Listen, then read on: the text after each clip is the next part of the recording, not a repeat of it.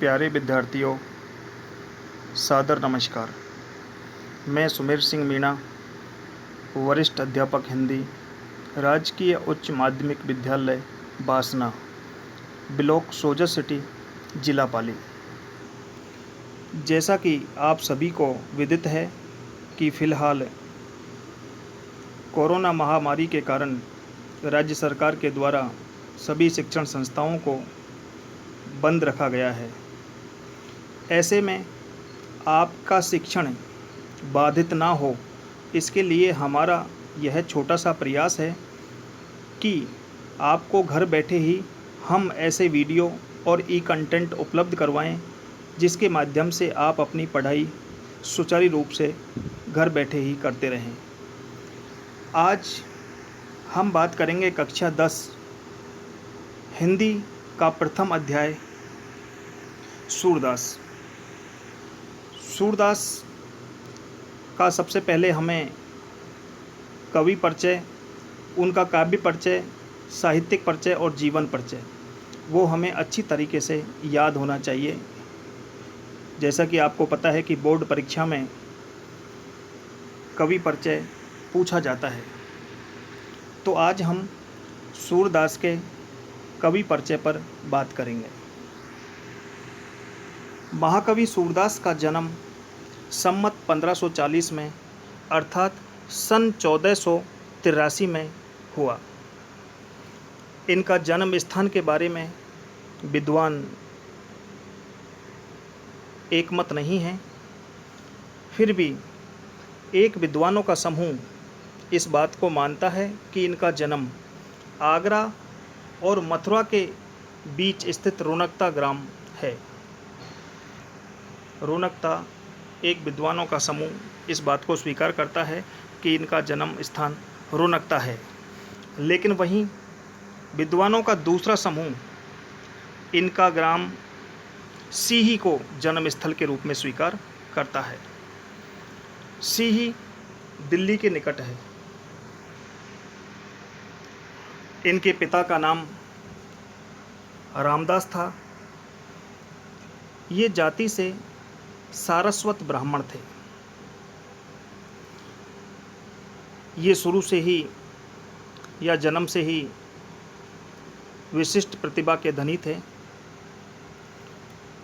ये जब 6 वर्ष के हुए तो इनके पास सबसे विलक्षण जो शक्ति थी वह थी सगुन बताने की शक्ति। ये लोगों को सगुन बताते थे और उसी सगुन बताने की अद्भुत शक्ति के कारण ये बहुत ही जल्दी आसपास के क्षेत्र में चर्चित हो गए। इसके बाद इन्होंने 6 वर्ष की अवस्था में ही अपने घर को त्याग दिया और अपने गांव के समीप 4 किलोमीटर दूर एक तालाब के किनारे रहने लगे। सगुन बताने की अद्भुत शक्ति के कारण इनके बहुत सारे शिष्य बन गए। यहीं से इन्होंने गायन विद्या भी प्रारंभ की। इसके बाद 18 वर्ष की उम्र में इनको सांसारिक जीवन से विरक्ति हुई और 18 वर्ष की उम्र में इन्होंने अपना यह निवास स्थान भी त्याग दिया और आगरा मथुरा के बीच यमुना नदी के किनारे जो प्रसिद्ध जगह है गऊ घाट, ये गऊ घाट जाकर के रहने लगे। यहीं पर इनकी मुलाकात इनके गुरु बल्लभाचार्य से हुई थी। याद रखें, सूरदास के गुरु का नाम बल्लभाचार्य था और बल्लभाचार्य से सूरदास की प्रथम जो मुलाकात थी वो गऊ घाट पर ही हुई थी। जैसा कि बच्चों आपको पता है कि इनकी कर्म भूमि, सूरदास जी की जो कर्म भूमि है वो ब्रज क्षेत्र रहा है। ब्रज क्षेत्र मथुरा और आगरा के आसपास के क्षेत्र को कहा जाता है। सूरदास हिंदी साहित्य में सगुण भक्ति धारा के कवि हैं। इनकी जो भाषा है वह ब्रज भाषा रही है। सूरदास वात्सल रस के सम्राट कहे जाते हैं।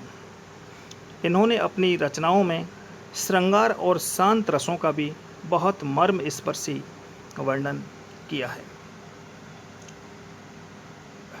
सूरदास जी के बारे में एक बात प्रचलित है कि ये जन्मांध थे।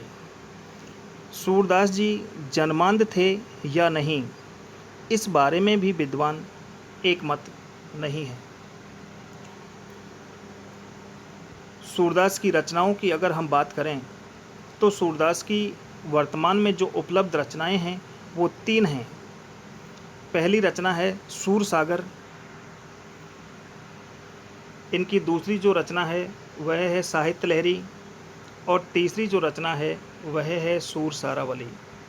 तो नंबर 1 हो गई सूर सागर, नंबर 2 रचना हो गई साहित्य लहरी, और नंबर 3 हो गई सूर सारावली। हिंदी साहित्य में सूरदास का बहुत ही अद्भुत और अहम स्थान है। सूरदास की जो भक्ति है वह गुरु वल्लभाचार्य से मुलाकात से पहले दास्य भाव की भक्ति थी। दास्य का मतलब है कि सूरदास अपने आराध्य श्री कृष्ण के अपने आप को दास समझते थे, तो इनकी भक्ति दास्य भाव की कही जाती है। लेकिन गुरु वल्लभाचार्य से मुलाकात के बाद इनकी भक्ति में परिवर्तन आया और इनकी भक्ति सख्य भाव की हो गई, अर्थात दास्य भाव की भक्ति को छोड़कर सूरदास जी ने सख्य भाव की भक्ति को अपनाया। सख्य भाव की भक्ति से तात्पर्य है कि इन्होंने अपने आराध्य श्री कृष्ण भगवान को अपना सखा या मित्र समझ करके उनकी भक्ति की। सूरदास जी की मृत्यु सम्मत 1642 अर्थात सन 1585 ईस्वी में पारसोली नामक स्थान पर हुई। आज के वीडियो में सूरदास जी के जीवन के बारे में इतना ही। अगले वीडियो में इनके पदों के बारे में हम चर्चा करेंगे। धन्यवाद।